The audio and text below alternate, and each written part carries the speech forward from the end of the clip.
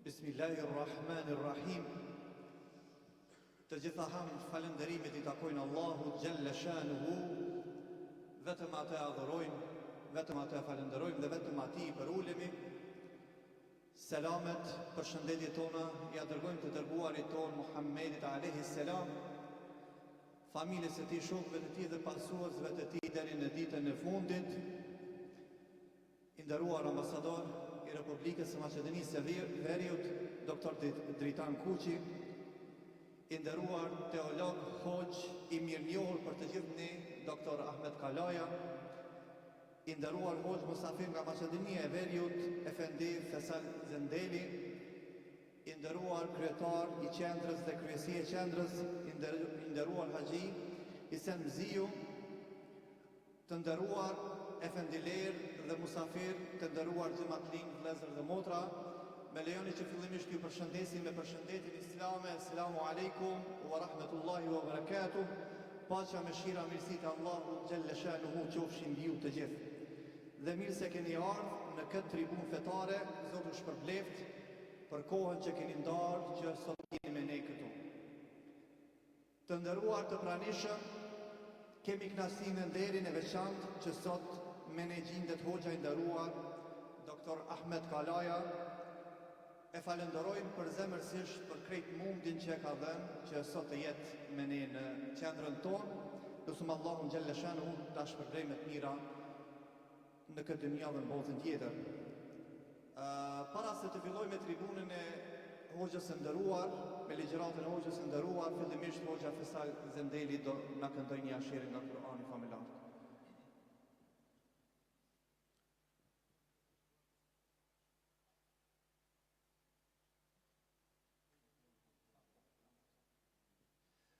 Mundësisht ngushtohemi edhe pak, t'ju lirojmë vend edhe atyre që janë tek dera dhe dojnë që edhe ata t'jenë brenda këtu me ne.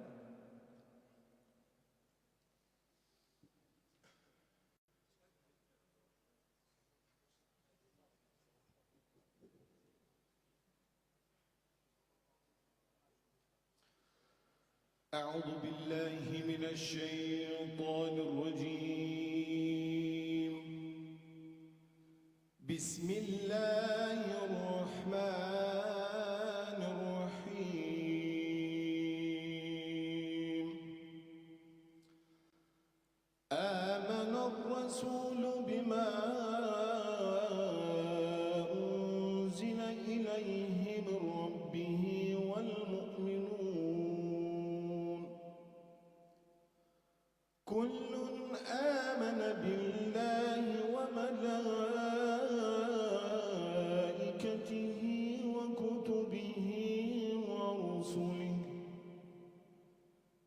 لا نفرق بين أحد من رسله وقالوا سمعنا وأطعنا غفرانك ربنا وإليك المصير. لا يكلف الله نفسا إلا وسعها لها ما كسبت وعليها ما اكتسبت. ربنا لا تؤاخذنا إن نسينا أو أخطأنا. ربنا ولا تحمل علينا إصرا كما حملته على الذين من قبلنا. ربنا ولا تحملنا ما لا طاقة لنا به واعف عنا واغفر لنا وارحمنا. واعف عنا واغفر لنا وارحمنا. واعف عنا واغفر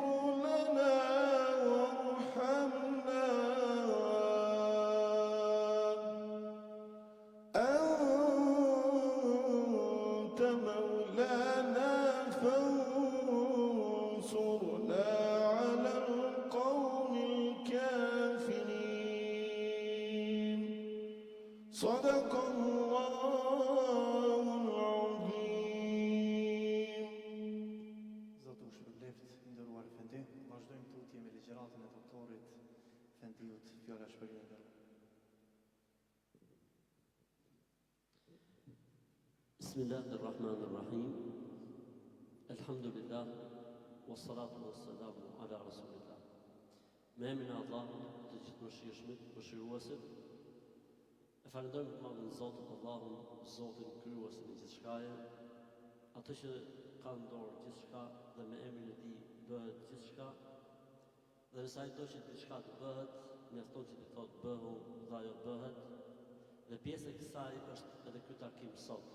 Falënderimet o Zot, vetëm ty të takojmë, që na udhëzove, që na i çelë syt, që na mundsove që të takohemi në këtë vend, në këtë shtëpi, për shtëpia e Zotit, për cilën pejgamberi alayhi salatu wassalam ka thënë sa ish besimtarët në lidhën dhe takohen për hatër të Zotit, për të lexuar Kur'an apo për të dëgjuar Kur'an apo për të përmendur Allahun, mëshira e Zotit derdhet mbi ta, përjetojnë qetësi shpirtërore, me lajket e mbulojnë në krahët, në flatrat e tyre, e si që janë tokë, Zoti i përmend atij ku është ai. Falenderojmë të madhin Zot i cili na ka dhënë mirësi dhe begati pafund, po edhe të ta mundësoj i madhi Zot në muajin e Ramazanit dhe agjërimin është një mirësi dhe një begati që duhet ta falenderojmë Zotin shumë për të, sepse do të thotë një mundësi për të fituar xhenetin, do të thotë një mundësi për të shpëtuar një herë për gjithmonë dhe për të fshirë emrin një herë për gjithmonë nga regjistrat e zjarrit xhenemit, një mundësi për të përmirësuar dhe për të përsosur, sepse nuk është agjërimi që vetëm njeriu të pa ngrënë dhe pa pirë.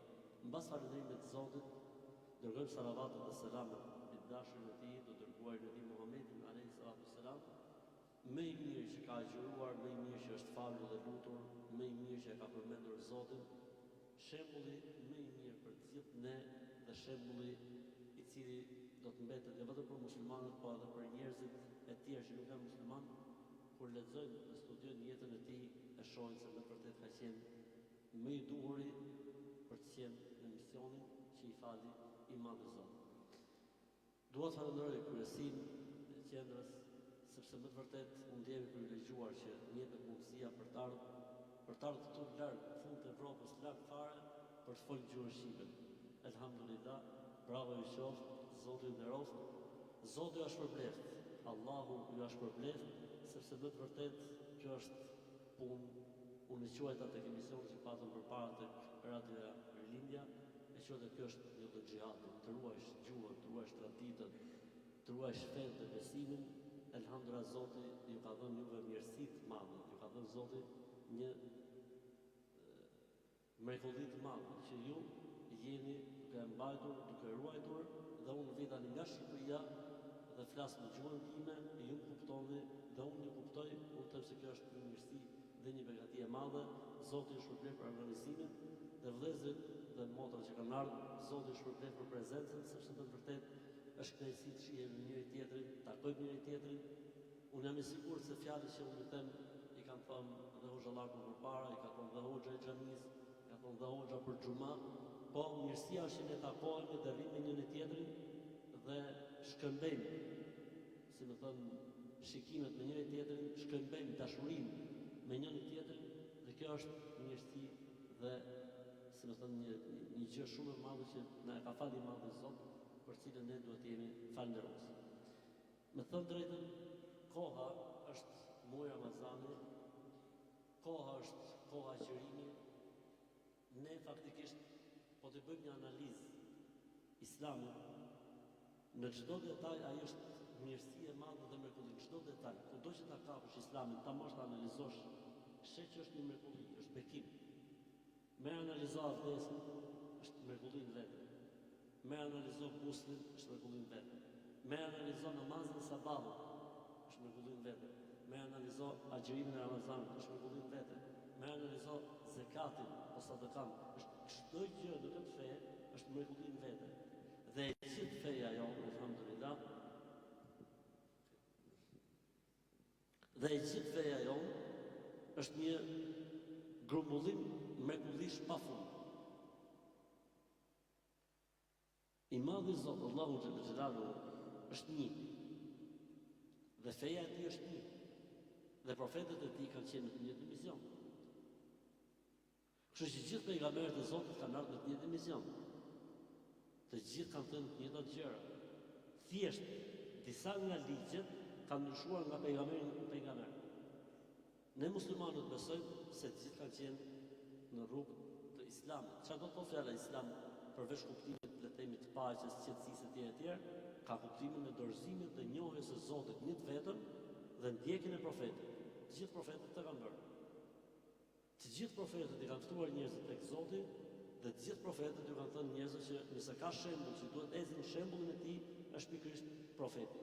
Kështu që po të shohësh se si i madhi Zot flet për Nuhun alayhis salam, thot Nuhu alayhis salam dhe unë jam për muslimanët. Kur flet për Ibrahimin alayhis salam, thot Ibrahim alayhis salam dhe unë jam për muslimanët. Kur flet për Isain alayhis salam, dhe unë jam për muslimanët. Kur flet për Musa alayhis salam, dhe unë jam thot për muslimanët. Gjithë profetët kanë thënë muslimanë. Musliman pra në kuptimin të dorëzuar me të madhit Zot, ka njohur Zotin një vetëm dhe se pastaj profetin fjalës ai i cili duhet pasuar dhe duhet ndjekur. Për këtë arsye, po ta analizojmë, domethënë Islamin vetvete është e njëjta gjë që Zoti ja ka dhënë Ademit alayhis salam, e njëjta gjë që Zoti ja ka dhënë Nuhut alayhis salam, e njëjta gjë që Zoti ja ka dhënë Ibrahimit alayhis salam, e kështu me radhë të gjithë pejgamberëve të Zotit kanë ndryshuar disa ligje dhe disa rregulla, po në fund fare shtyllat e besimit, shtyllat e Islamit, mësimet kanë qenë të gjitha njësoj. Pa atë përse ka fe shumë, nuk është problemi i asaj se sa ka, sepse njerëzit pastaj kanë bërë ndërhyrjet e tyre. Për këtë arsye Zoti ma ka sjellë pejgamber her mas here për ta çuar fjalën e tij në vend, për ta çuar ligjin e tij në vend, për ta çuar rregullën e tij në vend, dhe se profetët kur kanë ardhur kanë shoqëzuar njëri tjetrin. Pra është njësoj se kur themi ne sot, nëse dikush për shembull në Shqipëri do të donte të gjykojë me ligjin e Zogut, gjykata nuk do ta pranonte. Thotë jo, ne tani kemi ligj tjetër, kemi kushtetutë tjetër që duhet të përballemi dhe në të duhet të ecim. Po jo sa i ka si do të thonë ligji i Zogut është i pari ligj që është artikuluar, që është shkruar, do të ecim me të jo, do të ecim me ligjin aktual. Pejgamberi alayhis salam është ai i cili është në fuqi.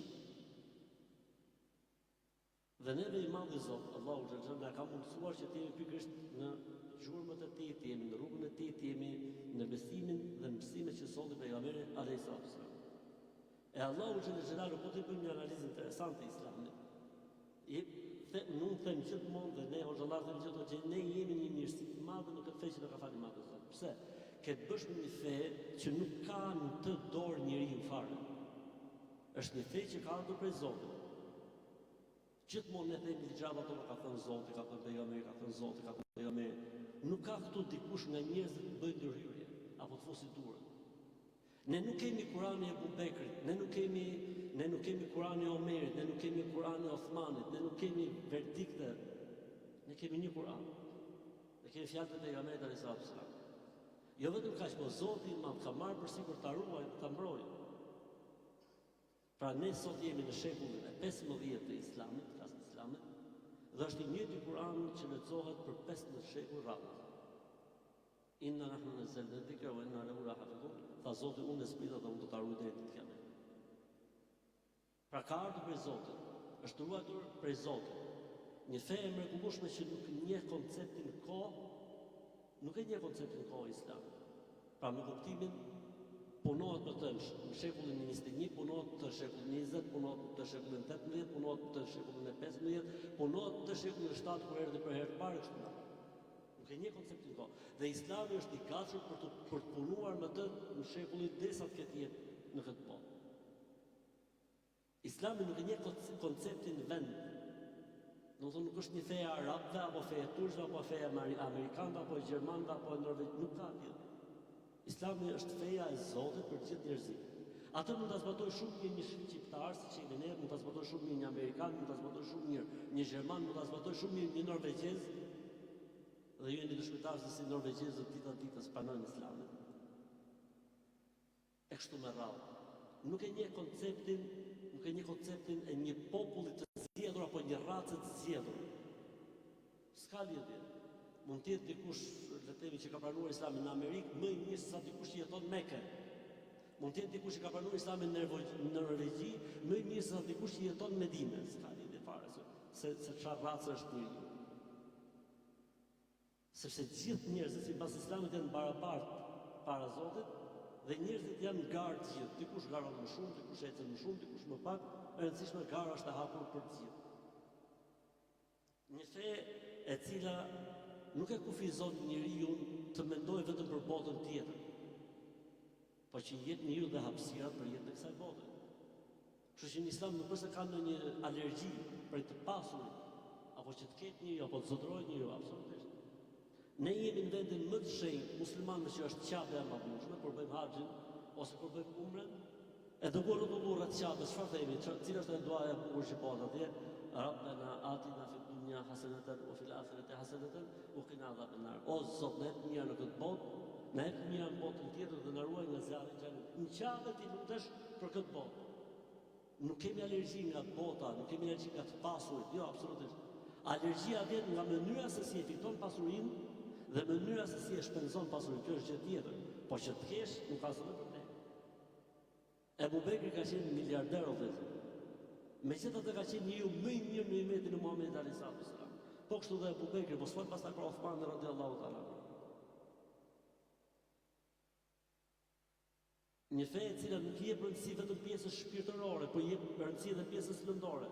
Pra Islami nuk thotë shpirti dhe trupi të vuj, absolutisht. Trupi është amanet, thotë. Do të kujdesesh për të, siç kujdesesh për shpirtin tënd. I jep rëndësi shpirtërore, por jep rëndësi logjikës.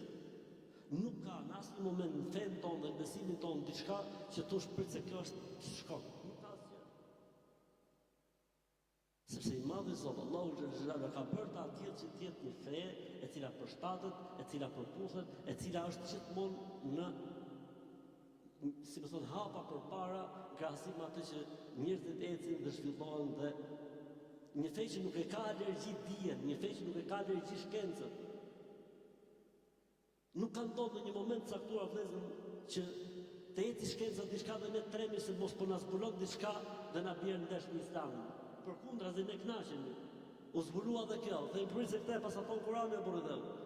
Tha shkenca në shekullin e 18 tha universi tha zgjerohet. Po ne kemi thonë, ta ka thonë Kurani që në shekullin e 7. Tha kriminalistika në shekullin e 19 që gjurmët e kishtave të njeriu nuk janë njësoj, janë unike. Çdo njeri i ka të vetat unike, nuk i ka asnjëri si tjetri. Ne kemi surën Al-Qiyamah në Kur'an. Tha shkenca e mbronin barkun e nënës zhvillohet në këto faza dhe ne kemi në Kur'an.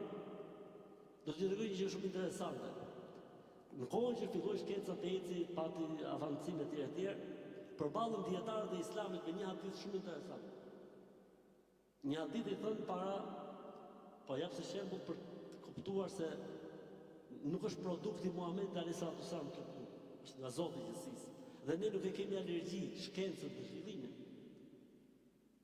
Është një hadith që thotë, nëse miza, fluturaka, jo vogla, jo milingona, miza, bie në ushqimin e ndonjërit për jush.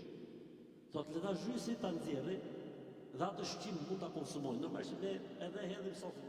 Nuk është se jemi në një situatë tillë, sot ta ham ushqimin ku ka miza. Po koncepti ku qëndron? Koncepti eci shkenca u zhvilluan le të themi laboratorët, mikroskopet e tjera dhe kur përmend ky aty disa prej dietarëve patën mërë ta përmendin se thonë të turpi madh si zhytet miza tjetër. Më vonë nuk kalon 10 vite zbulohet që miza njërin ka me trupa dhe krahun tjetër ka me antitrupa. Ajo zhytja që i bëhet faktikisht ti je duke hedhur antitrupat për të mbyt trupat që ka në krahun që ka rënë miza në ushqim. Flas për ne tani nuk kemi problem këtë gjë se ne tani e hedhim, po bëhet fjalë atëherë kur njeriu rrinte i mujt pa hongër.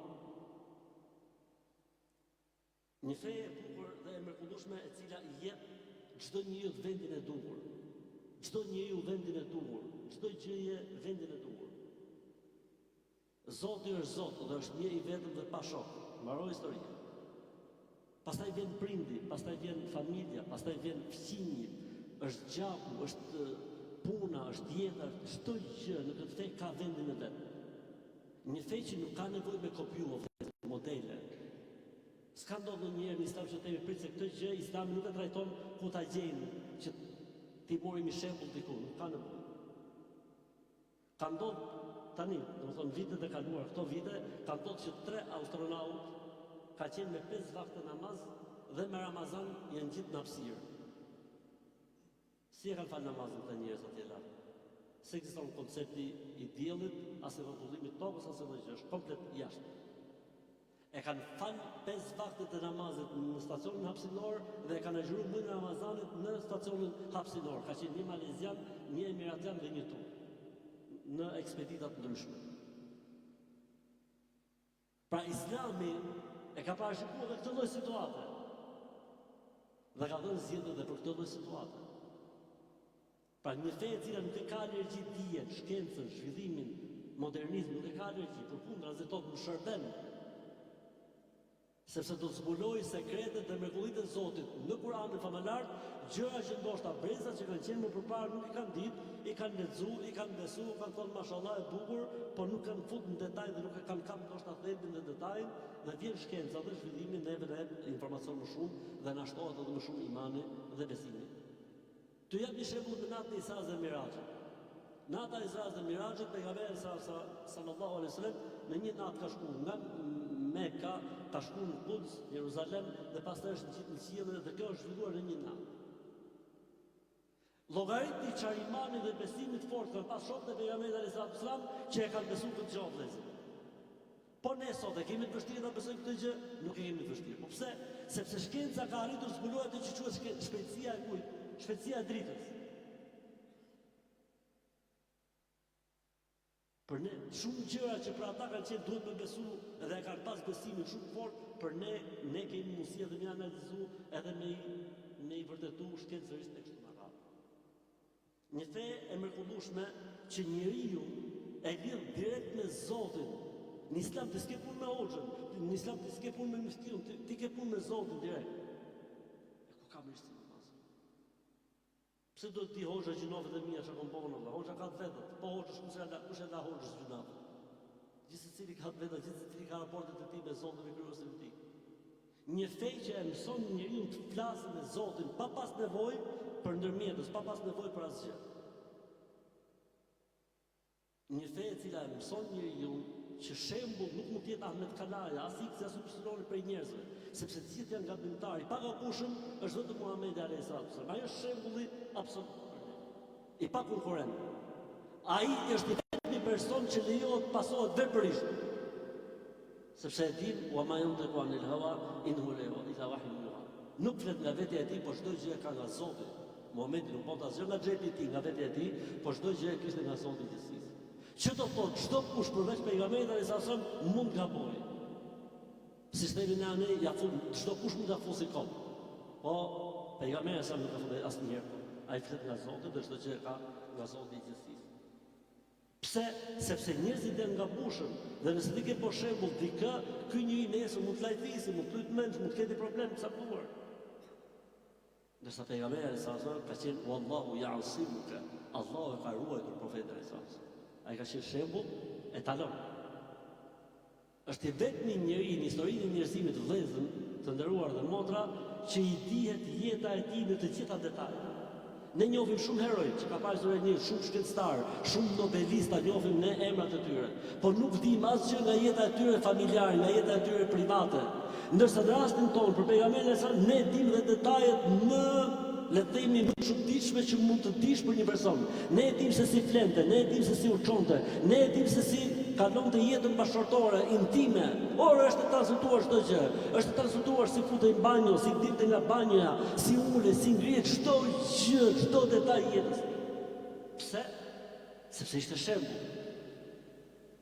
Dhe nuk ka ndodhur që në jetën e tij të ketë diçka që thoshte prit se kjo shembull. Një fe e mrekullueshme e cila e bën besimtarin që vazhdimisht të kërkojë, të ulumtojë, të pyesi. Nuk është një fe e cila e pëlqen që njeriu të jenë kështu me komandë. Jo, fes'alu ahla dhikri in kuntum la ta'lamun. Pyesni. Njeriu duhet pyesë, njeriu duhet diskutojë, njeriu duhet debatojë. Pra një fe e cila që njerëzit të studiojnë, që njerëzit të debatojnë, që njerëzit të ulen me njëri tjetrin dhe mos i marrin gjëra shablon. Se çfarë merret shablon, ikën shablon. Dhe çfarë merret me diskutim dhe me dije mbetet edhe qëndron. Një fe e mrekullueshme e cila nuk mund të jetë e marrë vetëm se paketë e tërë.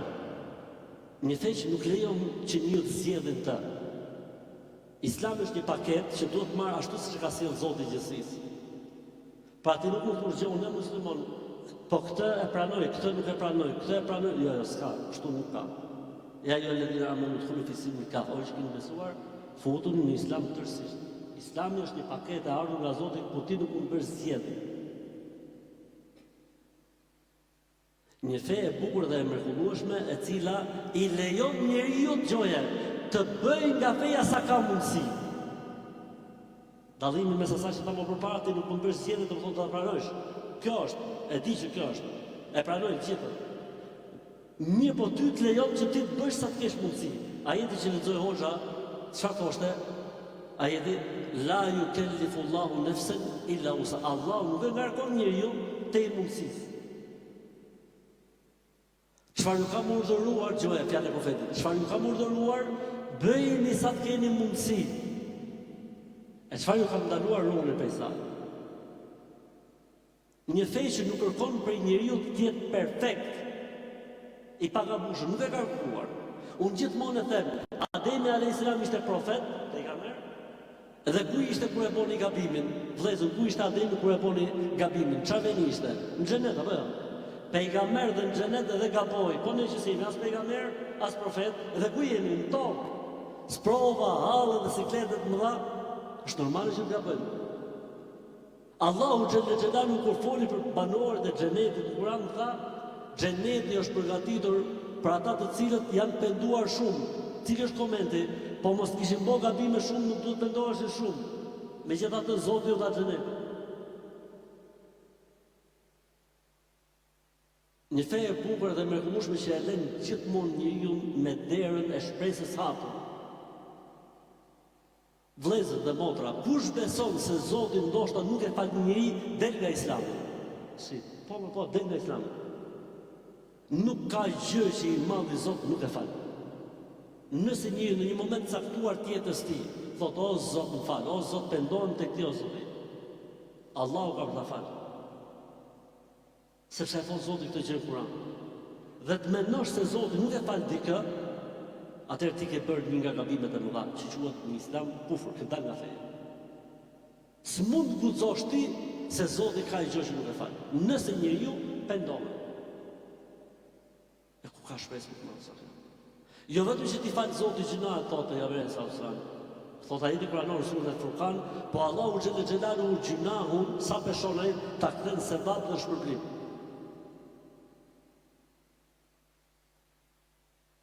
Një fe e bukur dhe e mrekullueshme o vëllezër që i ka futur edhe rregullat e jetës në fe dhe në besim. Rregullat e jetës, marrëveshjet, kontratën e punës, qiran, tregtin, i ka futur në fe dhe në besim, pra është pjesë e fesë që ti jesh tregtar i neshur. Pjesë e fesë që ti jesh një qiradhënës apo një qiranmarrës korrekt. Pjesë e fesë që ti përmbash kontratës që bën dhe marrëveshje është pjesë e fesë dhe e besimit tënd. Do me thonë, në momentin që ti shkel marrëveshjen, apo shkel kontratën, apo nuk je i sinqert në tregti, do të thotë se ti ke probleme në fen tatë dhe në besimin tatë, edhe pse nëse falësh 5 herë ditë, edhe nëse agjon Ramazan. Ja ayyuhalladhina amanu awfu bil uqud. O ju që keni besuar, përmbajuni marrëveshjeve dhe kontratave që bëni me njerëzit. E ka futur Allahu xhel xhelalu këtë ligj, le të themi jetësor në rregullat e fesë dhe të besimit. Sepse Zoti kërkon prej nesh të jemi korrekt, Zoti kërkon prej nesh të jemi aty ku duhet. Një fe dhe një besim që edukatën dhe sjelljen e ka bërë adhurim ndaj Zotit. O vëllezër, ne muslimanë siç adhurojmë Zotin duke fal namaz, siç adhurojmë Zotin duke agjëruar, siç adhurojmë Zotin duke bo haxhin, siç adhurojmë Zotin duke dhënë zakat, ne adhurojmë Zotin edhe me buzëqeshje. Është sadaka buzëqeshje. Me dhënien e selamit është sadaka. Me një mund dikë që ka i peshë rënd, është sadaka. Me këshillu dikë për mirë, është sadaka. Me këshillu dikë që largohet nga punë e keqe, është sadaka. Është adhurim me adhurim. Ti adhuron Zotin me edukatën dhe me sjelljen. Pejgamberi alayhis salam tha në një hadith, njeriu arrin me edukatën e tij te Zoti, gjës është e bukur. Njeriu arrin me edukatën e tij te Zoti shkallët e atyre që falen shumë dhe agjërojnë shumë. Me edukat. Domethënë, aty që falen shumë nafile, pra namaz vullnetar apo agjërim vullnetar. E ku ka më bukur sa kjo? Një fe që nuk ka lënë detaj të jetës pa dhënë versionin islam të bërjes gjës. Në çdo lloj detaj ne kemi versionin tonë. Islami thotë kështu. Më thuaj për diçka që zhvillohet sot në jetë që mos kemi një version të islamit se si çfarë thotë Islami për atë. Edhe pse ndoshta nuk ka ekzistuar kjo gjë në kohën e pejgamberit sallallahu alaihi wasallam. Për këtë arsye ne korrigjim një shprehje që e gjej nga herë dhe ka kolegët tanë që thonë Islami përshtatet me çdo jo nuk përshtatet. Islami ka ardhur si rregullator i çdo kohe, i çdo vendi, i çdo lloj situate. Rregullator, jo përshtatet, se për të përshtatet duhet vi dikush ta përshtasë. Jo vetë Islami ka normat të zhvilluar në atë formë që është në atë vend, gjithmonë një hap përpara, gjithmonë një hap përpara. Një fe e cila nuk ka kërkuar për njerëzve të gjojë këtë, që të dalin nga gjuhët e tyre apo nga kulturat e tyre. I ka pranuar njerëzit me gjuhët e tyre dhe me kulturat e tyre, madje Allahu xhelle xhelaluhu i ka bërë gjuhët e njerëzve argument se ka Zot dhe mrekulli e Zotit kupton. Po mirë tha njëri, tha, po pse flisni jo vetëm arabisht? Pse kjo që po flasim arabisht, po flasim? Shqip po flasim.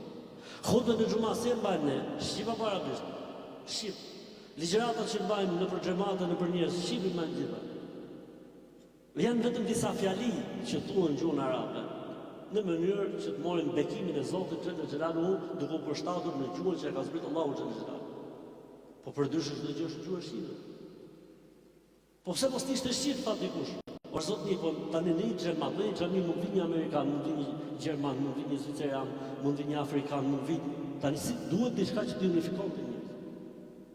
Pyetja tjetër, po pse mos ishte gjuha shqipe kjo gjuha për shembull? Po u zgjodh pikërisht gjuha arabe për dy arsye. Sepse gjuha arabe është një nga gjuhët e cilat kanë numrin më të madh të fjalëve pra që ekzistojnë.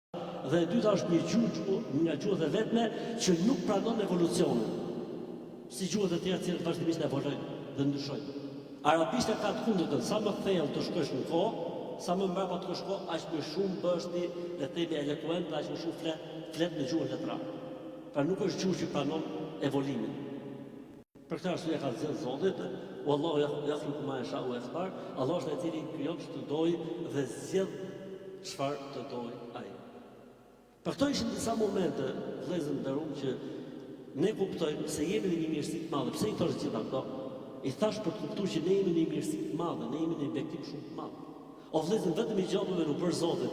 Ka njerëz që adhurojnë kafsh, ka njerëz që adhurojnë sende, ka njerëz që adhurojnë varre, ka njerëz që adhurojnë të vdekur, ka njerëz që adhurojnë gjallë. Ne punën e kemi me Zotin. Orë në Islam thotë, as nuk mund ta imagjinosh Zotin. Orë ti nuk mund. Sido që ta imagjinosh ti Zotin, Zoti nuk është ashtu siç e imagjinon ti.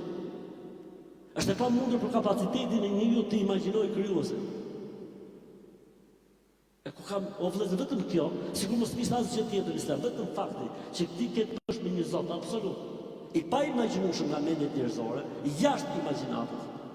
Dhe sido që të imagjinohet nuk është ashtu siç e imagjinon njeriu, dhe llogarit ato që i lutet një pikturë që ka bëj X piktor, ose një skulpturë që ka bëj skulptor. E mos më fol pastaj para ato që adhurojnë sendet, apo para ato që adhurojnë kafshët, apo para ato që adhurojnë të vdekur dhe gjallë. Sikur vetëm kjo mirësi të analizohesh në Islam, do të ishte e mjaftueshme vëllezër dhe motra që ne, siç thotë pejgamberi alayhis salam, sikur njeriu të hyn te Allahut me ballin sejdë, nga dita e lindjes deri në vdekje, deri në ditën e Kiametit, nuk do ta kishte shflyer hakun e Zotit ndaj tij. Por vetëm fakti që ke të bësh me Zotin, dhe s'ke të bësh me njerëz, vetëm fakti që të adhuron një Zotin që është absolut, vetëm ky fakt do të ishte më i mjaftueshëm që njeriu të bjerë në sejdë e mos ta çojë ballin për sejdë deri në ditën. Mos më fol pastaj, siç e tham ne pak më herët, për çdo detaj të Islamit që ti analizon, nuk gjen aty vetëm se wow. O vëllezër, një ditë ka marrë një hutbë për abdesin. Ka marrë një hutbë për abdesin. Dhe po shihja o vëllezër dhe motra se çfarë thot shkenca për abdesin islam. Subhanallah, pasha Zotin, të gjitha organet e trupit njeriut janë në duart e tij. Të gjitha organet e trupit njeriut sensorët janë në këmbët e tij. Të gjitha organet e trupit njeriut janë në veshët e tij dhe të gjitha organet e trupit njeriut janë në sytë e tij. Llogarit e pak si merret abdesi islam. Subhanallah. Ora vetëm llogarit fakti që ty të obligon me ula. Sa herë flej me grumtate, duhet me ula. Sa herë shefa ëndra plus 18, duhet me ula. Sa herë për xhuma duhet me... Vetëm fakti që të obligon me ula ore minimal. Një shoku jam, bëhet fjalë kur u fut në islam, bëhet fjalë anë nga 90 sa. Një shoku jam, e përsërish muslimane, gusël, lau, duhet me ula i thosh në dhe mësoj mirë. E fillon me ja flokët shkretit. Është ngjarje e radhë. E mirë, fillon me ato në fillim fare, do të thonë fillon të pishin flokët. U martu ky shkret. Fillon të pi flokët më shumë nëse u bë fush aviacioni, i raç atje. Edhe shkon ke një doktor atje dhe për të vizituar, dhe ai akoma, s'ka pas mjellë flokësh në kohë, bëhet fjalë 96-97, s'ka pas mjellë flokësh atë. Transplanti i flokëve ka ardhur me vonesë. Ka ardhur me vonesë një. E shkon ke doktori, ju thotë doktor shumë po mbin flokët thotë. Tha doktori, me mu doktori, thotë që tha ti, sa herë lahesh? Tha doktor, tha po thuj se ditë për ditë, jo tha doktor, që mos bin flokët, tha. Tha s'do të lahesh ka i shpesh, tha doktor, tha ky tani me mendimin si muslimon, por edhe sa e martu, s'ka lidhje tha doktori, s'do të lahesh. O doktor, tha le bin zgjedh, tha unë kam për të lanë, tha. Unë do të lanë, tha le bin zgjedh, tha. Pra, vetëm, jam të se shemë, o vlezë, vetëm fakti që thotë sabau duhet falë në kohën e agimit. Vetëm këtë duhet me menu për shemë. Qa të shkjenca për këtë gjohë, buri dhe o? O zoni, o treshi, lirohet vetëm në këtë kohë mund të gjendet me shumit. E Allahu Xhelal ka thonë që duhet falë sabau në atë kohë. Mos me fokur çdo detaj, ku do që të analizë të gjithë, wow, Ramazani dhe Agjerimi. Sa herë gjejmë ne këta që flasin për mirësitë e Ramazanit dhe shkencërisht për sa i përket sistemit imunitar, dhe shkencërisht për sa i përket sistemit tretës, dhe shkencërisht për sa i përket sistemit të qarkullimit gjakut, dhe shkencërisht. Dje po dëgjova një ligjërat, një fjalë, më thonë, një shkencëtar që thoshte agjërimi thoshte 17 orësh, çdo kancer nuk dëgjon tjetër. Subhanallah, ne agjërim për Allahun, ne nuk e bëjmë për dietë. Po çfarë mirësisë dhe begatish ka fali madh Zot. Çdo detaj, o vëllezër, vetëm kur jep sadakat, kur jep një lëmosh. Unë po lexoja para ca kohësh, kur kam ligjëratë për sadakat dikur. Po lexoja një studim i cili ishte bërë për 100 në Londër, është bërë studimi. 100 pacient. 50 pacient spitali u thoshte që duhet të jepte spitali parë dhe ifshin çdo ditë. Dhe i shpërndajshin tek të varfrit, shkojshin tek njerëzit. Dhe 50 të tjerë do ishin në spital meshin kurrën. Këta u shërun shumë shpejt ngasin me këta tjerë. Sepse thoshte studimi, njeriu kur jep ka dhe e shep dikë që kënaqet dhe lumturohet, trupi i njeriu çliron një lloj hormoni e lumturimit, gjë që ndikon pa shumë në luftimin e sëmundjes. Krahasimi një tjetër, po mirë çfarë ka thënë pejgamberi Islam? Pejgamberi Islam ka thënë para 15 shekuj, kuroni të sëmurët tuaj duke dhënë sadaka. Subhanallah. Pasha Zotin që nuk ka Zot tjetër veç ti. Me hoxhalin që ke folë që merret dhe me këtë punë, domethënë. Pasha Zotin do ka qenë njerëz me kancer, me problematika shumë të mëdha, kanë dhënë sadaka u shëruj smurit, la ilaha illallah. E sa detaje po të analizosh haxhin, në mënyrë se si vishet njeriu, ato rrobat e bardha, në mënyrë se si zhvillohet veprimi atje, në mënyrë se si rrotullohet çdo detaj. E gjithë kjo vëllezër është një parathënie për atë që unë du të them, ne jemi në një mirësi të madhe, në një bekim të madh, në një begati të madhe për cilën duhet të jemi shumë mirë. dhe për cilën ne duhet ta falenderojmë Zotin, o vëllezër, pasha Zotin, që nuk ka Zot tjetër veç Ti, ka më të zgjuar se sa ne, po akoma nuk kanë vënë ballin sejdë për Allahun. Ka me parë më shumë se sa ne, po akoma nuk kanë vënë ballin sejdë për Allahun. Ka njerëz më të bukur dhe më të hijshëm se sa ne, po akoma nuk kanë vënë për Allahun ballin sejdë. Dhe ka njerëz me më pushtet se sa ne, po akoma nuk kanë vënë ballin sejdë. Dhe ka njerëz me më famë se sa ne, po akoma nuk kanë vënë ballin sejdë. Ç'është kjo puna jonë? Kjo puna jonë është ajo fjalia e parë që do të thonë banorët e xhenetit në xhenet, Elhamdulillahi alladhi hadana li hadha wa ma kunna linahtadiya lawla an hadana Allah. Falenderoj për Allahun i cili na udhëzoi dhe i çeli syt, Allahu na i çeli syt, se po mos ishte mëshira e Zotit dhe dashuria e Tij për ne, nuk do të ishim këtu ku jemi sot. Elhamdulillah. Dhe ju jeni një mirësi shumë të madhe, elhamdulillah. Ju jeni përçuesit e Islamit, ju jeni shembulli i Islamit. Gjithë se cili për nesh faktikisht është shembulli i Islamit, po ju sidomos në këto vende jeni përgjithësia, si më thonë, është edhe më e madhe ndaj jush. Kështu që lumë si ju, për këtë mirësi që ju ka fali madhi Zot, edhe kujdes, sepse ndoshta atje ke ne ka dikush mundësi të shohë edhe alternativa tjera, ndërsa këtu ndonjëri për jush mund të jetë për dikë alternativa e parë, e vetme dhe e fundit, e dikujt që mund të shohë muslimanin apo që mund të shohë një që është fen islame. Prandaj edhe ju përgëzoj, po edhe keni kujdes. Ai që mundesha të them, faktikisht janë disa gjëra që ne në Islam duhet të shohim ndryshe nga që kemi parë sot. Për shembull, ne themi që njeriu të futet në Islam duhet të thotë, çfarë duhet të thotë njeriu që futet në Islam? Duhet të thotë shahadet, la ilaha illallah Muhammedur Rasulullah. Dhe ne kur flasim për shahadetin, ajo të jep xhenetin, është e sigurt, është e vërtetë.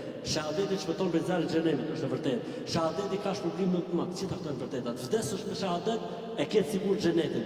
Ta thush shahadetin qoftë edhe një herë në jetë, do të bëj dobi në botën tjetër, qoftë më më diell, më i ziu. Me kuptimin e veprave.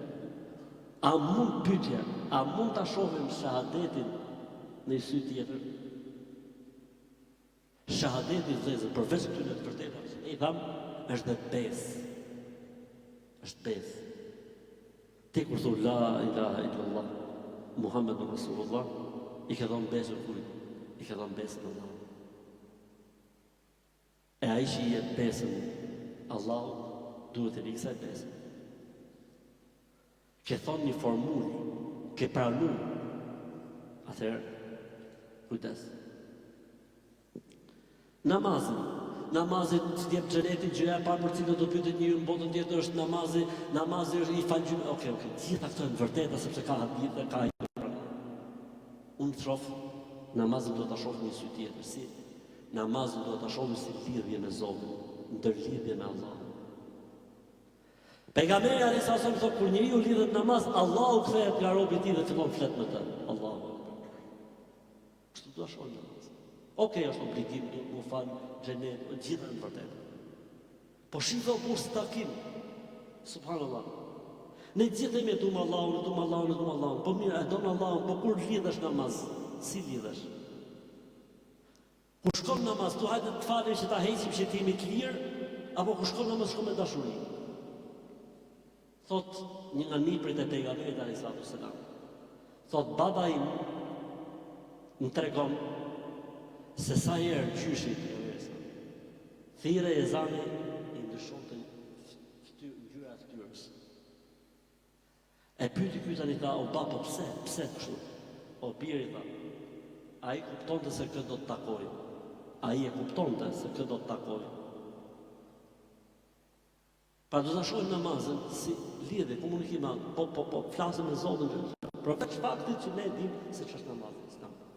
Ta shohim agjërimin, përveç faktit që agjërimi jep xhenetin, agjërimi i fshin gjunat, agjërimi është shkaku kryesor që njeriu të heqet emri nga regjistrat e xhenemit etj. Ta shohim agjërimin si prezencë të Zotit në jetën tonë. Si ka thënë Zoti, idh som fe innahu li wa ana al-zibi. Për çdo punë njeriu dihet se si shpërblet, 1 me 10, 1 me 70, 1 me 700, 1 me 1, 1 me 100, 1 me illa som, përveç agjërimit. Fe innahu li, agjërimi është. Wa ana ajzi bihi, unë di si shpërblim me ta. Çfarë thon dietarët e Islamit kur komentojnë këtë hadith pejgamberit? Thon Allahu xhalla xhelalu e ka fshehur shpërblimin e agjërimit, se po ta kishte përmendur madhi sot shpërblimin e agjërimit, njerëzit do ta agjëronin ditë për ditë do të shkatërrohej jeta. Se ka treguar. A ndjejmë një agjërim si prezencë e Zotit në jetën tonë? Apo agjëroshëm gënjejmë, agjëroshëm bërtasim, agjëroshëm shajmë, agjëroshëm jafusin atij tjetrit, agjëroshëm bëjmë hilen tregti, agjëroshëm i marrim tokën tjetrit, agjëroshëm bëjmë hilen dokumenta. Për çfarë agjërimi të botën o vëlla? Merr gjysmën e botës për gojë dhe ja agjëroshëm?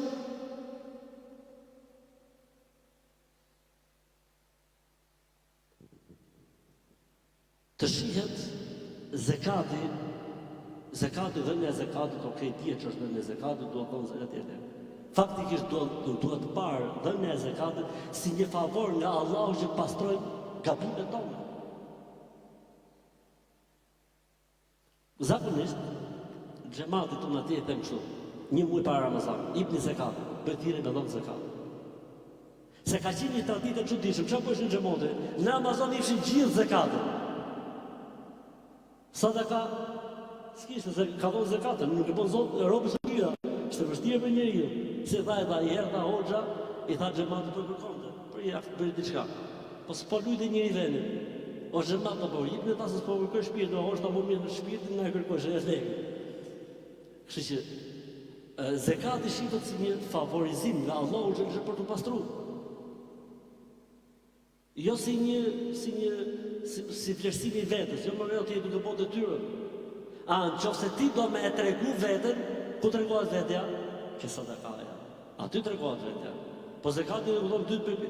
Ora po nuk e dhe 2.5% tërcet kam zhigu. Ke bërë detyrë.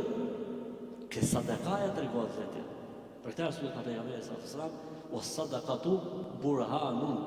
Tha dhe sadakaja është argument që ti je besimtar. Se zekatën ta jep si kush. Ama sadaka është argument. Do të thotë që ti ke besim shumë fort. Pse? Sepse një është gatuar që kur t'japi duhet marrë. Në momentin që je pa dhomë, do thosë se beso në një shpërblim tjetër që s'po merr diçka mrapsh, edhe po jep. Të shihet haxhi si migrimi i shpirtit.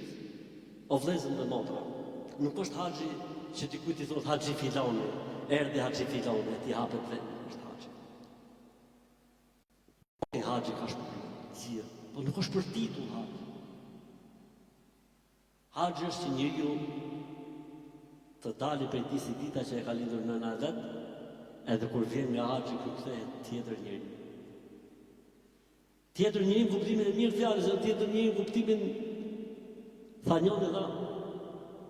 Njëri gjithmonë grusët të fjalë të mirë, është mirë, tha ze, po ti je dritë, po ti je jeta ime, po ti je umërsi, po ti je fjalët më të mira. Kur erdhi nga haxhi as si llafën këto llafën. E thot ajo musafir, e kishte e busafir. Hadi e këto, ka po haxhin po. A zotë e pra, po kërë fjalë të mira, të fjalë të umë, në tha, o grusa gjithë është, mësova atjeta që robi nuk duhet të rejnë. Mësova ata që robi nuk duhet të rejnë. Mas haxhit nuk bën me rejnë. Kështu që i thrisë gjithë më nemër, humbi shpirti, humbi zemra dhe umë nëzit. Ose njoni tha, kështë e morë shumë, me verësia, i thonë me verësia, që shkon dhe nuk paku. Edhe vjen nga haxhi, mashallah, gjithë haxhi filoni me kështu, si thoni me kapush të bardhë, me kapush të bardhë. Vjen i ditë ke marketin. Ai zotnia që hajto pa inshallah zotnia. Edhe futet ai thotë. Filan thotë, ku i ke ato borxhet e mia tak fletore, ne tak ke kaqe. Mirë ta hiqe emrin tim tatë. Ta i ke punë lekë. Jo, ta bëja haxhi filoni. Ndryshoj emrin. Ndryshoj emrin se ato borxhet vazhdojnë ashtu siç kanë qenë. Nuk është haxhi titull në jetë, po haxhi është që ti shpirti të ketë emigruar atje. Ti të kesh ndryshuar komplet. Për të bish nga haxhi të bish zotni. Të shihet, për shembull, të shihet edukata dhe sjellja, që ne folëm pak për të më përpara, si një rregullator dhe ndërmjetësim të Allahu xhallal xhelal. Rregullator, ne kemi probleme me namazin. Unë flas për veten time, ndoshta jeni mashallah të gjithë. Kemi probleme me agjërimin, kemi probleme me leximin e Kuranit, kemi probleme me gjunatën, me gjunatën vogla etj etj. Vëllezër, atë që bën edukata e mirë, nuk e bën asnjë gjë tjetër në rrugëlimin e tij. Sjellja, edukata, ore i gëzim, i fjalë mirë që i thon dikujt. Ore të nuk ta zgjidhësh hallin dikujt, vetëm e ngjan çfarë të thonë ai, vetëm e ngjan. Vetëm xhimi atë që i bën atij, i Zotit di se sa mëkate dhe gjuna të falën ty.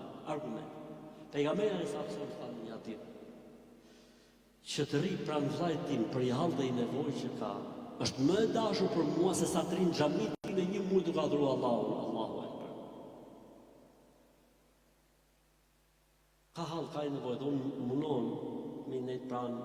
Është më e dashur për mua suksesi në zgjedhjen e hallës së dikujt, është më e dashur për mua se sa të rinë xhamin time një muaj duke adhuruar Allahun xhallal xhelal. Të shihet pendimi si një derë shprese dhe si një moment kur njeriu mund të shkarkojë çdo të keqe, vëllezër dhe motra. Pendimi në Islam është shkarkimi çdo të keqe. O vëllezër dhe motra, nëse njeriu thotë, o Zot, më fal, gjitha gjunat që i kam bërë, të vogla, të mëdha, të dukshme, pa dukshme, ato që di dhe ato që nuk i di. O vëllezër, ti çfarë nuk të fjalë apo? Sepse ne themi haxhi ti fal gjitha gjunat, edhe tobja ti fal gjitha gjunat. Gjojnë çka ka ndonë kohën e pejgamberit alayhis salam. Erdhi dikush tek pejgamberi sallallahu alaihi wasallam. Tha pejgamberi Zotit du të bëhem musliman. Tha bëju, po kam një kusht. Çfarë kushti ke? Tha pejgamberi sallallahu alaihi wasallam. Se pejgamberi sallallahu alaihi wasallam nuk i refuzonte një. Si ke kusht të hegra se s'ka pas. Pa çfarë kushti ke? Gjojtë çfarë kushti. Kishte kushte që i pranonte dhe kishte kushte që nuk i pranonte. Ta çfarë kushti ke? Tha pejgamberi Zotit duhet bëhet musliman apo duhet mi fali Allahu gjitha gjunat që ka bërë më përpara. Ç'është pejgamberi? Tha Islami, Islami fshin çka ke bërë më përpara, pastaj tha dhe tobja pendimi fshin çka ka bërë njeriu më përpara. Mes teje dhe Zotit, vetëm i kusht ka kjo gjë që unë po flas. Mos t'jetë haku robit, mos t'jetë haku njeriu. Ama mes teje dhe Zotit, po dhe o Zot më fal, o Zot më shiro. O Allah, o Zot, nuk kam kujt të drejtoj, kush mund të më falë mua, Zoti im, gjunahet përveç teje. Dhe i drejtoj Zotit kështu në fol shqip me Allahun. Gjuhë shqipe ka kriju Allahu xhallal xhelalu. Foli shqip. O Allah, o Zot, na kam nxin. Unë nuk mund të drejtohem as kujt tjetër përveç teje. Kush mund të më falë mua, Zot, përveç teje? Më falë, o Zot. A dinë o vëllezër dhe motra se çfarë thot Allahu kur njeriu thotë këtë fjali? Allahu flet dhe thot: njeriu, robi im, kështu thot Allahu njeriu, robi im, ka bërë gjunahe dhe mëkate. Dhe e di shumë mirë që s'ka Zot që më ta fali përveç meje. E kam falë robin tim. Po tha nëse e përsërit, prap Zoti njësoj. Nëse e përsërit, prap Zoti njësoj. Nëse e përsërit, prap Zoti njësoj derisa të vijë moment thot Zoti madh Allahu xhallal xhelalu, sa herë që dush kam për të thonë, bëj çfarë dush se kam për të fal. Allahu Akbar. Bëj çfarë dush se kam për të fal. Inna Allaha la yamallu hatta tamallu. Zoti nuk heq dorë se falur juve, vetëm po hoqet ju dorë se kërkuar i falë Allahu xhallal xhelalu. Ja i alladhina amanu tubu ila Allahi tawbatan nasuha, asalamu alaykum fi ankum sayyi'at. O ju që keni besuar, pendohuni te Allahu me sinqeritet dhe tërësisht se do t'u afali të gjitha. Subhanallah. A ka mirësi dhe bekim në të masakri? Duhet parë dhikre, themi në dhikre, kur thu subhanallah, alhamdulillah, la ilaha illallah, Allahu akbar, ke parasysh me shpërblime kaq shumë Zot, ka gjitha në vërtet. Alhamdulillah, si do të ka thonë jam. Por unë them, dhikrin duhet ta shohim, si ishte ajo fjala, reciprocitet. Si, kur ti e përmend ai përmend. Kur ti e përmend, la ilaha illallah. O vëllezër, pasha Allahu që nuk ka zot tjetër veç ti. Nëse ne do ta besonim me të vërtetë këtë fjalë, që kur ti e përmend, punën e përmend ai mua. A do të pushojshin ne në një herë se përmendur e Allah? A do të kishte vend në jetën tonë për çame, për ofendime, për llafe kote? Jo, më doli koha bosh. Subhanallahu. Se ti kur e përmend ai ty. Është reciproke. Fadhkuruni, adhkurkum, përmendni se do ju përmend. La ilaha illallah. من ذكرني في نفسه ذكرته في نفسي ومن ذكرني في ملأ ذكرته في ملأ خير منه. Kush përmend në veten e tij, përmend veten time, dhe kush përmend në syt të një të një bashkësie apo njerëzish, unë do ta përmend atë në një bashkësi që është më e mirë se sa bashkësia e tim tonë.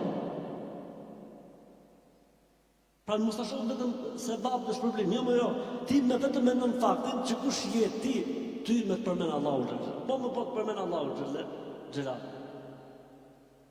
Tu tani kam një kështu ndërhyrje, ta shohim salavatin mbi pejgamberin alayhis salam si një gjë që pejgamberi neve na përmend me prindërit tanë. Gjojni këtë gjë e bukur që kanë thonë dietarët e Islamit. Gjoj, dhe prej respektimit ndaj prindit mas vdekjes, sepse në Islam nuk respektohet prindi vetëm sa është gjallë. Vdiq mbaroj. Jo, edhe mas vdekjes ke detyra. Ti lajsh borxhet, ti shosh amanetet në vend, ti ruajsh gjakun, ti ruajsh shoqënin, bësh dua për të lutesh, thot, dhe prej respektit ndaj prindit mas vdekjes gjoj këtë, të dërgosh salavatin mbi pejgamberin alayhis salam. Ta çeli me ka respektin mbi pejgamberin. Thot, sepse pejgamberi alayhis salam ka thënë, kur dikush mund të shoh Allahumma salli ala Muhammed pa salavat, meleku i thot pejgamberit alayhis salam, filani, biri i filanit po çon salavat, dhe pejgamberi sa ja kthen atij dhe lutet pejgamberi sa për atë dhe për babën e tij. Subhanallah. O vëllezër, ta shifshin ne salavatin kështu. Sa herë do të bëjmë salavat në ditë? Sot pushosh. Se bëri salavat me pejgamberin sallallahu alaihi wasallam. Tjetër. Do të marrëm inshallah, kemi vetëm 3 gjëra për ta mbyllur. Ta shohim falënderimin ndaj mirësive si një arsye për të ushtuar mirësive. Ne kur e falenderojmë Zotin tregojmë mirënjohje. Ai na i dha dhe ne themi o Zot, faleminderit o Zot, elhamdulillah Zot. O Allah, ty ta falënderoj që na ka dhënë këtë të mirë kështu. Falënderimi duhet parë dhe si një arsye që Zoti mos të shton mirësitë vetë. Ka thënë Zoti në Kur'an, "Wala in shakartum la azidannakum." Sa më shumë falënderoni, do t'ua shtoj mirësitë vetë. Të shihet duaja, gjojë këtë, se kjo është qikeron, po kapni filozofin, mos kapni termin. Të shihet duaja, e përgjërësër që ne do të mësë, të shihet duaja si lypje. Të shihet duaja si lypje. Në Islam nuk lejohet me lypje, e dini mësë. Në Islam nuk është mirë me zjatë dorë. Krijesës, ja. Lypja vetëm Allahu që vetëm ati lejohet me jullë, vetëm ati lejohet me ira me gjumë të Zot. E kur njëri ju i kërkon Zot, ti mendon se Allahu do ta tradhtojë dëshirën e tij, tha Zoti në Kur'an, u duron një stajibë. Më lutuni se unë do t'ju përgjigjem. Lutuni ju përgjigjem, kështu përkthimi korrekt. Lutuni ju përgjigjem. Sfida jonë cila është? Me ju lutë. Ne vetëm duhet lutem. Po ne kemi problem kur lutemi e duam aty në moment mundësisht. E bona duan tani kur dal nga alo, u sill. Ndërkohë që Allahu do t'i lutesh vazhdimisht. Kërkosh me ti vazhdimisht. Njeriu tha mërzitet kur kërkon prej tij, e Zoti mërzitet kur nuk kërkon prej tij. Për këtë arsye janë hallë dhe sikletet mia, se Allahu do fort, Allahu do ta dëgjojë zërin tatë. Yunusi alayhi salatu wasallam ku ishte në barkun e peshkut dhe tha la ilaha illa anta subhanaka inni kuntu min adh-dhalimin. O Allah, nuk ka zot tjetër përveç teje që meriton të adhurohet, unë i kam bërë shumë zullum dhe padrejtësi vetes time. Me lajket thanë, o Allah, o Zoti ynë, një zë i njohur që po vjen nga larg. Një zë i njohur që po vjen nga larg. Ishte në fund detit. Ishte zë i njohur. Yunusi nuk po lutej Allahu xhel xhelal vetëm në këtë rast, si rasti i detit. Yunusi ishte njëri që i lutej Zotit vazhdimisht, dhe kur i ra sikleti dhe ju lut Zotit, Allahu xhallahu ja hazidhe me një. Të shihet sprova si test. Ne që do të sprovojme, thotë Zoti në Kur'an, nuk shpëton një prej sprovës. Po të shihet si test. Jem test, kujdes. Ka njerëz që futen test dhe kalojnë shumë mirë, dhe ka njerëz që futen test dhe ngelen. Çdo sprovë në këtë botë është test për ne. Allahu shef zemrën e mërzitë me apo jo? Në ngel hatër për Zotin, apo nuk në ngel hatër për Zotin? Është test. Thotë pejgamberi sallallahu alaihi wasallam, "Faman radiya falahu ridha, wa man sakhita joya, wa man sakhita fa alayhi sakht." Kush kënaqet me atë që i ka dhënë Zoti, do të ketë kënaqësinë e Allahut në vazhdim, e kush hidhrohet, do të ketë hidhrimin e Allahut. Kujdes, jenë test. Çojë mendin e Zotit. Çojë mendin tek Allahu. Të shihen sprovat si edukim, ose si riedukim. Kur vjen një sprovë, Allahu do më dhon një mesazh të caktuar. Allahu do më të çojë diku që ti nuk arrije dot vetë. Thotë Allahu i sprovë. Thotë pejgamberi sallallahu alajhi wasallam, ndoshta njeriu me veprat e tij nuk arrin gradën që Zoti ka shkruar për të. Në barkun e nonës, Allahu ka shkruar që filoni do të jetë prej banorëve të xhenetit. Ky në jetë i lodhur i raskapitur, i hedh Allahu i sprovë. Bam! Ai sprovë e çon xhenet. Ku? Në më të lartë në xhenet, në Firdaus. I ke parë disa njerëz të udhëzuar me sprova? Sa ka qenë nisi gramin as për Zot, as për derë xhamia. I ka çuar Zoti i sprovë. Bam! La ilaha illallah, ndryshoi jeta e tij 180 gradë. Dhe e fundit fare të shihen mirësitë e kësaj bote, mirësitë e kësaj bote të shihen si dhurata të parakoshme të Allahut për robën e tij, dhe se çfarë ka përgatitur Allahu për të në botën tjetër është shumë më e madhe dhe më e bukur dhe më e mrekullueshme se sa çfarë merr dhurata njeriu nga Allahu në jetën e kësaj bote. Çfarë do të thonë me këtë vëllezër? Mos u huto. Udhëtimi jonë është shumë i gjatë. Udhëtimi jonë i vërtet fillon momenti që i mbyllim sy, inshallah, nëse Allahu që timi të gjithë me la ilaha illallah, aty fillon udhëtimi i vërtet.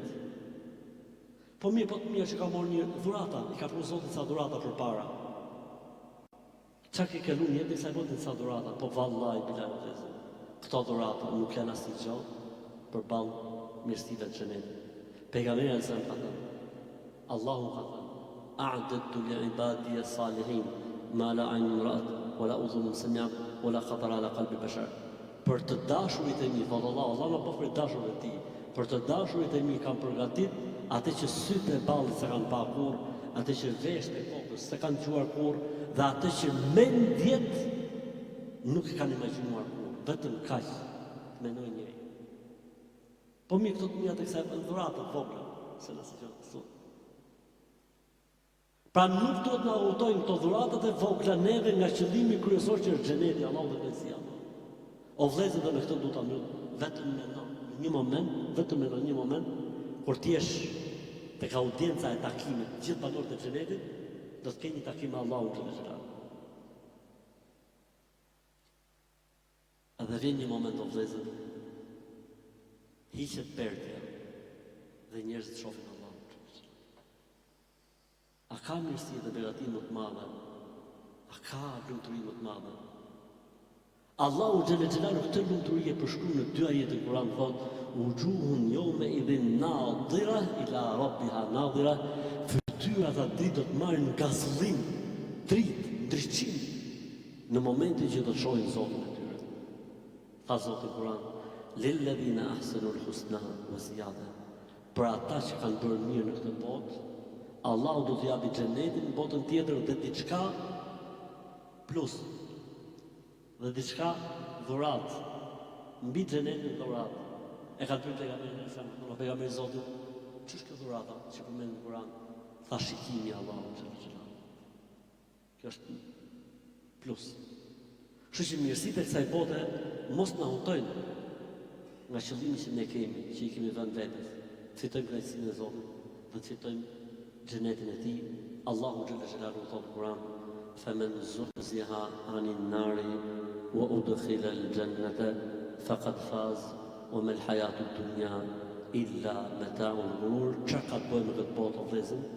Nga aja e saj, shpërthimi i madh që thonë, e deri në fundin e saj që do të shpërthejë prapë, do të shkatërrohet gjithçka, thotë Zoti, e kush shpëton nga zjarri i xhenemit dhe merr si dhuratë xhenetin, ai me të vërtet ka fituar, dhe se jeta e kësaj bote nuk është vetëm si një mashtrim i përkohshëm.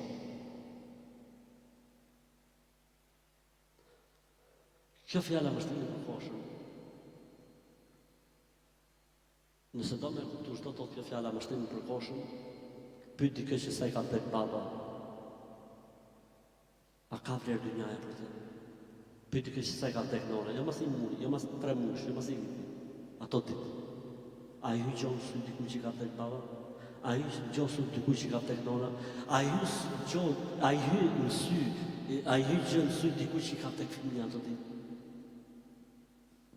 Ose ka tek vllai ose motra, dhe i gjon sy asnjë gjë. Kjo është dynjaja, s'ka asnjë vlerë. Dynjaja nuk ka asnjë vlerë, por ne jemi këtu, do të jetojmë këtu, do të mundohemi të morim të mirat e saj, të begatitë e saj, por pa hedhur Zotin. Të mundohemi ta kemi në menaxhim ne atë, e jo të na menaxhoj ajo neve, dhe Ramazani ka qenë një nga arsyet dhe qëllimet e saj kryesore ka, është që njeriu të jetë zotëruesi i dynjas dhe jo adhuruesi i dynjas. Zoti na fal, e Zoti na mëshiroft. Allahu në emrat e Tij të bukur dhe atributet e Tij të larta, siç na ka bashkuar në vetë na bashkojnë në xhenetet e Tij, më të mirë në xhenetin Firdaus me pejgamberin alayhis salam.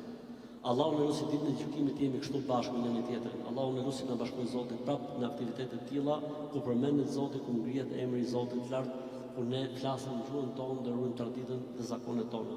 Allahu në lusi xhelal xhelalu që jemi ditën e gjykimit në hijen e arshit të Zotit. Allahu në lusi vëllezër kështu siç jemi bashkë, të jemi në mezhlis me pejgamberin alayhis salam, ta përmendim, të flasim me të dhe t'i kujtojmë atij që ne e kemi përmendur në këtë botë dhe e kemi besuar shekuj më vonë mase i ka ardhur në jetën e kësaj bote. Allahu në lutem emrat e Tij të bukur dhe atributet e Tij të larta që këto të bëjmë njerëzish ta bëjë të falur dhe të mëshiruar. O Allahu Zot, na mëso që mos çojmë për këtë vend sot, për këtyre teravive sot, vetëm se me gjuna të falura dhe me mëkate të shuara. Amin. Zoti shpërblet sallallahu alaihi wasallam barakallahu.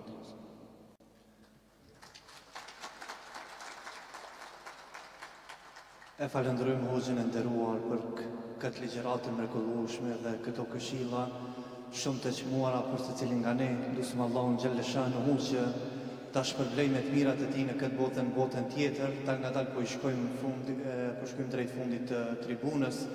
Inshallah taala do të vazhdojmë edhe me pak pyetje për Hoxhin e nderuar. Pyetjet janë të shumta deri në seferë pas ka pyetje me zë. Mirë, po disa nga ato do i lexojmë inshallah taala dhe më pas do vazhdojmë me namazin e teravih. Pyetja e parë Hoxhin e nderuar është në lidhje me imami, a ndjek mëdhheb dhe xhamati a duhet me ndjek mëdhheb? Mëdhhebi i xhamatit është mëdhhebi i imamit dhe imami normalisht duhet ndjekë një mëdhheb, sepse nuk mund të ecë njeriu mas 15 shekush me kokën e vet. Patjetër që duhet ndjekë një mëdhheb. Këshilla për jetën bashkëshortore, sidomos te çiftet e reja. Këshilla diçka. Kjo është një temë që ka nevojë për 3 ligjërata faktikisht. Po shkurtimisht do të themi këtë. Allahu xhallahu xhelaluhu i ka thonë burrave në Kur'an, kaloni jetë sa më të mirë me gratë tuaja. Ai Zot që ka thonë falu 5 herë në ditë, zakatin, mos ha mishin e derit, mos pjal. Ai Zot në Kur'an thotë kaloni urdhër është farz. Wa ashiruhunna bil ma'ruf. Kaloni jetë mirë me gratë tuaja. Mos u pose e posakri, që ta mas haxhit se thotë më shpirt zemër jetë, thotë më, se kishte po haxhin, edhe s'lejohet me rrejt mas haxhit. Kështu lejohet rejna, është i vetë një sektor ku lejohet me rejnë. O shpirë të zero, jetë a mësë të më dalë shpirë të s'po të shko, bo 3 orë pa fëllë me ty. Kaloni, thotë Zoti, urdhër, fars, thotë kaloni jetë mirë për shortët tuaj. Gjithë problemi i meshkujve dhe i burrat të sot është kaloj jetë mirë me shokun, me kolegun, me gjithë, përveç se me gruan e vet kur futet në shtëpi. I kujtojnë gjithë hallet, i kujtojnë kur futet në shtëpi. Ndërkohë që kur futet në shtëpi, kur e mbyll derën, duhet të lejë gjithë hallet jashtë, e të merret me shpirtin, me zemrën, me jetën e tjerë.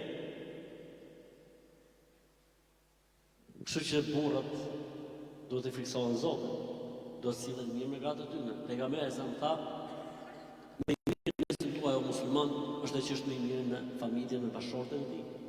Është fjalë e pejgamberit, është fjalë ime. Grata i keni amanet. Jo nga baba, nga vlla, jo e keni amaneta nga Zoti, është amanet. Kështu ne meshkuj duhet të shohim gratë tonë dhe të mundohemi t'u bëjmë aty në jetën sa më të mirë. Në krahun tjetër, me që ishte këshilla për bashkëshortët, edhe krahët do të jetë shumë kujdesshëm në raportet e tyre me burrat e tyre dhe bashkëshortet e tyre. Tha pejgamberi alayhi salatu sallam, innama huwa jannatuki wa naruki. Erdhi burri kështu, gjë pejgamberi që para fuste kot, i tha kurrë stop, ha. Burri tha është xheneti dhe xhenemi jot, tjetrit, fundi tjetrit, bëj pyetjen tjetër. Burri është xheneti dhe xhenemi, prej tonisës. Edhe gratë do ta kenë parasysh këtë gjë. Nëse gruaja i falet Zotit 5 herë në ditë agjeron Ramazanin, ruan derin, i bindet burrit vet, Zoti do të hapë 8 dyrë të xhenetit. I bindet mamit, i bindet motrës, i bindet çojit burrit gjallë mocë i bindet. Kështu që burrat duhet të jenë kujdesshëm, edhe duhet të jenë sjellshëm, edhe duhet të jenë mirë, po edhe gratë duhet të jenë kujdesshme. Çan not, një ndër bashkëtorë për gabimin që kam parë, është se trajtimi i bashkëshortit apo i bashkëshortës me natyrën e tij ose të saj. Mashkulli jep shumë përparësi arsyes në raporte. Edhe e trajton femrën me arsye. Femra nuk trajtohet me arsye. Femra trajtohet me emocion. Femra duke qenë se shumë emocionale e trajton burrin me emocion. Burri nuk trajtohet me emocion. Burrin e kap me arsye. Kështu që to është i shkurt, shohim tjetër. Të shpërbleft, doktor, një pyetje e radhës, çfarë thot Islami për një person që ka kuptuar se ka sëmundjen e kancerit dhe merr shumë me sabër dhe është pajtuar me caktimin e Allahut, a ka mundësi një këshill për këtë person në fund? Ne në Shqipëri e kemi zakon që kur dikush është me kancer nuk i tregojmë. Po çfarë dhimbje e vardhur, ke infeksion, e majnë shkëndijë me rrena derisa të vdesë pa ditë pse po vdes. Dhe për ne më kjo është. Smunit e rënda të pashërueshme janë vallahi bilaj, janë mesazh nga Allahu për robët që përgatitet për ahiret. Prandaj çdo gjë ne duhet ta shohim pozitivisht. Shihni pozitivisht. Allahu të ka dhënë mundësinë të bëjë dot. Vallahi bilaj, tani u bëj pyetjet. A më mirë ta dish që vërtet për mas 6 deri në 6 muaj ke apo mos ta dish fare? Vallahi më mirë ta dish. Fillo borxhet, fillo haqet, hallalliqet. Lau me njerëzit, rregullohu me njerëzit, pastrohu me njerëzit, që kur ti jesh gati, ka gjë më mirë për Zotin. Unë nuk e dëshiroj, as për vete, as për kënd. Po nëse Allahu ta hedh, thuaj elhamdulillah. Thuaj elhamdulillah. Inna lillahi wa inna ilaihi raji'un. Allahu të them. Kthej ka Allahu punë. Ai që e hodh është i plotfuqishëm, ta largoj. Mos e prish zemrën. Nëse dikë ka sprovuar Allahu me gjë, e para Zoti shrohet e pastron. E dyta dhe të vazhdojnë me durim, me sabër, se Zoti i ka dashur të mirën që e ka njoftuar dhe nuk i ka ardhur vdekja befasisht. Zoti ju shpërbleft, doktor. Një pyetje tjetër, një njeri që ditën agjeron, por njëkohësisht është nervoz dhe përdor fjalë banale dhe sjellje të këqija ndaj gruas dhe fëmijëve, duhet të agjërojë apo më mirë është mos të agjërohet? Kjo pak a shumë. Ai duhet të agjërojë, s'ka dyshim që duhet të agjërojë, po duhet të rregullojë këtë problem. Pasha Zotit. Vallahi bilaj, ka ndodhur një ngjarje para një javë. Takoj një vëlla musliman, u bë 6 muaj që ka filluar bezvakt, figurë e njohur, figurë mediatike shumë e fuqishme, e njohur. Po hoshta bëj pyetje, sa kishte figura në zonë. Ora tha, ka hypi nervozizëm tha, në Ramazan, se zakonisht ata që thithin oksigen, zakonisht kur fillon Ramazan nga zabujt. Ora tha, ka hypi nervozizëm tha. Ora tha, po rrej vetën time tha se në stafë kështu tha, në vend se në Ramazan robët, tani ai nuk ishte mirë. Ai nuk ishte mirë. Ka ndodhur diçka që s'do të ndodhte tha. Në Ramazan vetëm për të bëjë mirë tha, më kanë hyrë nervë tha. Ta shumë la po turin, e ke për turin të cakshita shumë. E takova nesme. Hoshta, e zhida problem. Hajtë shumë. Pasha Zotë, ta zbatova formulin bjeri numri 222. Ta qa përë, ta në orën 2 të notës, ta ushqova. Mora abdesta, fare 2 rekat namaz. Ju kam lutë Zotë ta desa më dole të sy. Më dole lautët në sy. Pasha Allah më ta hoshta. Për shkut nesë në punë, janë hapit, janë... Dhe të që ka në dhe, s'kenë të shumë. Ora, edhe unë nuk pëjbësoj që vetë nga se si kishe lëshuar disponibiliteti. Kështu që me dua me lutin. Përderisa ti e kupton që ke këtë lloj problemi, atëherë me lut Zotin xhelal. Por nuk jam ato që po ne dhe nervozum, do të thotë që mos agjërosh. Më mirë nervozum e agjërueshëm, se sa i pa nervozum dhe agjërueshëm. Një pyetje radhës, selam aleikum, hoxhi nderuar, Ahmet Kala, jam i punësuar te një punëdhënës shqiptarit cili bën padrejtësi hakun ja vjedh punëtorit. Shtetin, firmën a është me kat me paraqit të organe përkatëse. Me islam kam mbi 4 dëshmitar.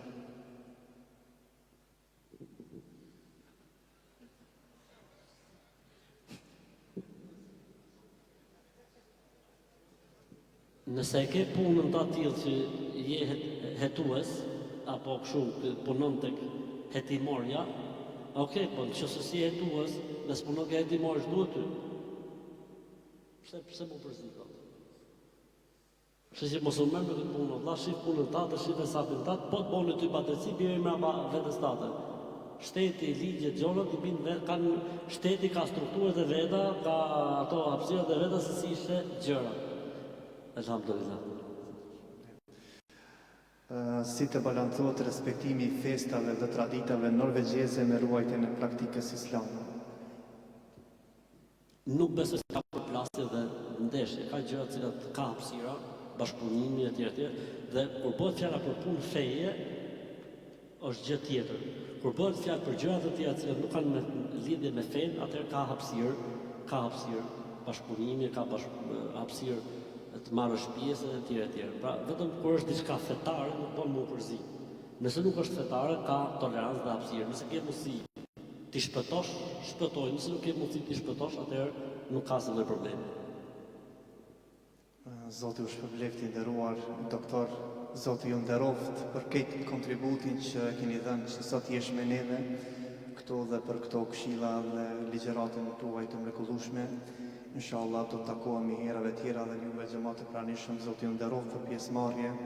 Miru takofshim në takimet e radhës. Selam aleikum.